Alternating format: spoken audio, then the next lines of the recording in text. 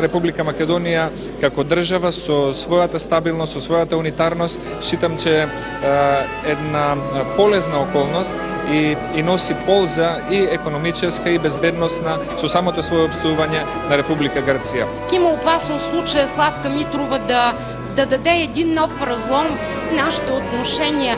Надявам се, че в бъдеще ще бидеме по-подготвени и ще немаме вакви некои помалки инциденти кои што може да привлечат поголемо внимание во јавноста отколкото што сериозно заслужуваат, но во секој случај добрите думи од политиците од Македонија кон Българија и обратно од Българија кон Македонија помагаат многу за создавање на една позитивна, благонаклона атмосфера која што соодветствува со пријателските врски, со историската блискост меѓу българите и македонците, и тоа е нашата реалност.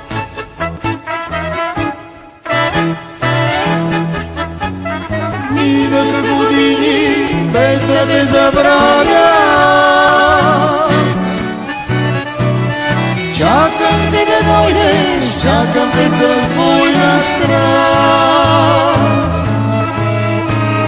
Споменът по тебе никога не ще угасне.